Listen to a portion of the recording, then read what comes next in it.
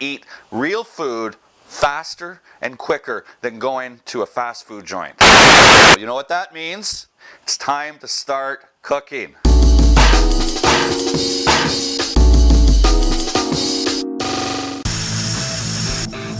Now a little trick to get things going a little bit quicker.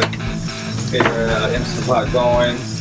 I just hit it on saute. I have some hot water going, and I'll put a cup of hot water in the Instant Pot to get this going with chicken.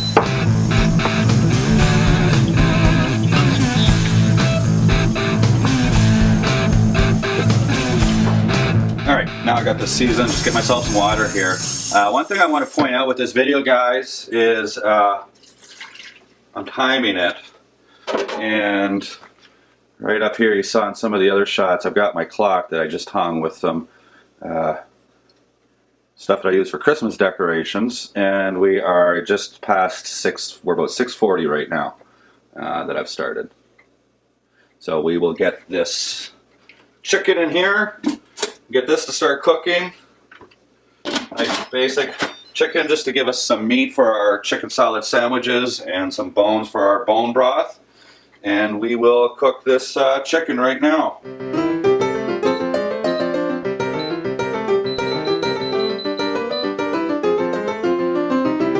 Chicken, I believe, is about 8 minutes a pound. This was a 5-pound chicken. I got it set for 40 minutes. We'll probably turn it off after 35 and do a natural release for 5 or 10 minutes. Alright, now while that chicken is cooking, I'm going to get the ingredients for the broth going. Carrots, a couple of carrots, throw in there. We've got a couple of stalks of celery and onions.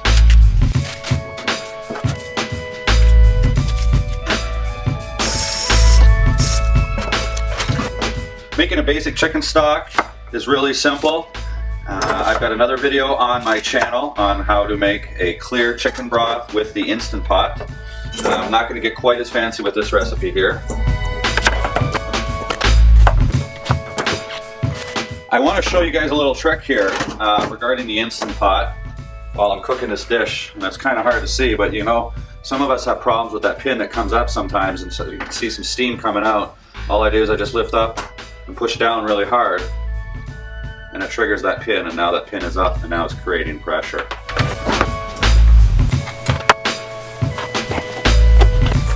There we go. Everything's ready to go. Put that aside for now. Alright, now I'm going to just cut up some potatoes here.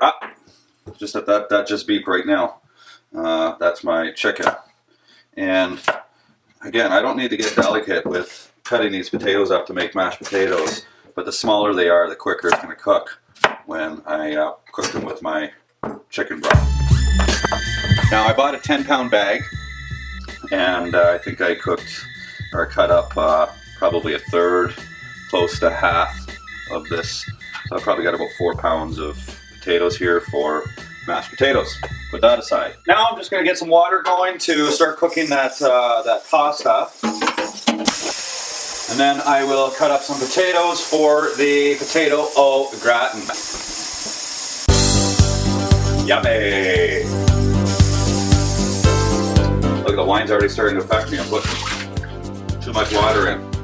I'm sitting there enjoying drinking the wine.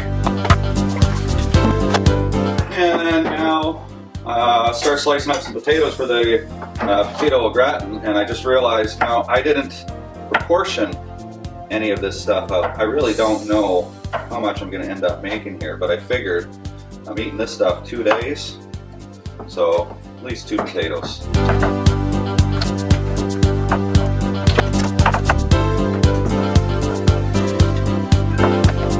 Alright, now those are cut up, and I think when I started cutting them I said 2 potatoes. What I really meant was 3 potatoes a day. On my menu I have chicken noodle soup for 1 day. So I'm going to want some vegetables for that soup.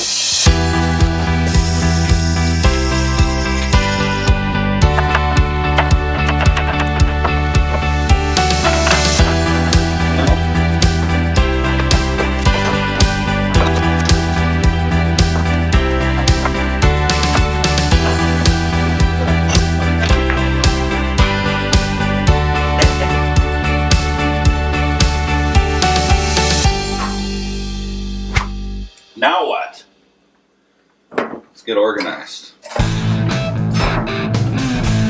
You know, people have asked me about these, what these are for.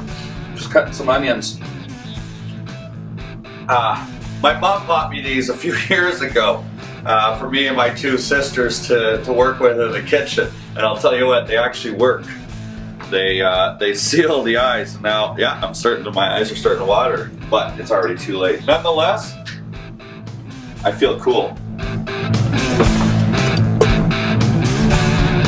All right, now that I have my microphone plugged back in properly, we're gonna start cooking some ground beef. Now I'm gonna be putting some ground beef into the sauce and my potato au gratin. I always cook with a cast iron pan. My favorite. And we'll just season some of this beef up here. Pepper, salt. And meanwhile, I've got my pasta cooking, and my pasta has got, well, 22 seconds left. Okay. That's ready to go. There we go. There's our pasta. Rinse it under some cold water. Cool it down. We don't want it cooking anymore.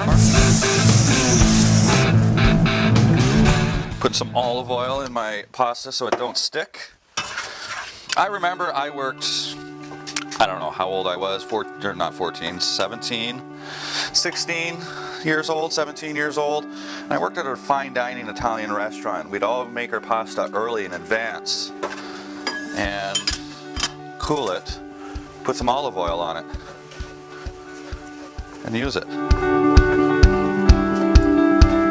All right, my chicken is just about done. Well, it is done.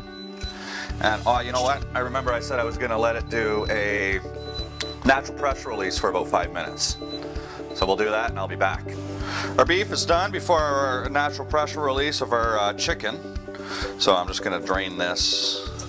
Got a bowl underneath it. You don't want this stuff going down the drain. Hi, I'm Scott and I'm cooking with wine. Hi, I'm Scott and I'm with Canadian wine. Hi, I'm Scott, I'm with Canadian bacon.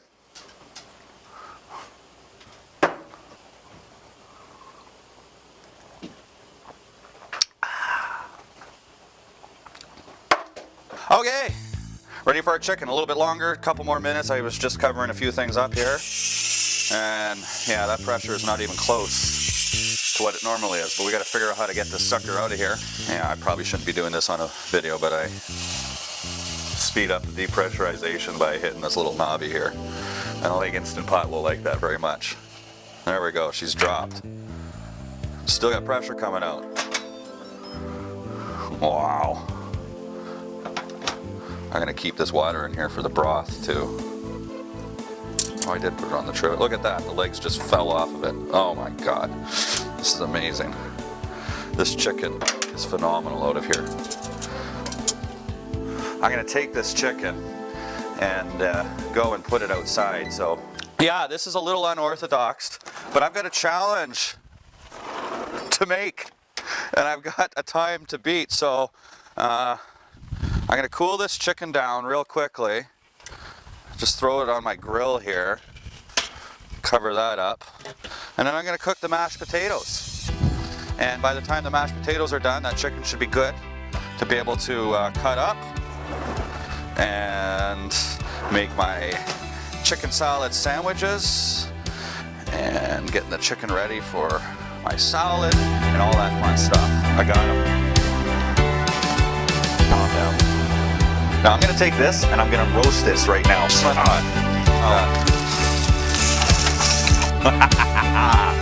Yeah.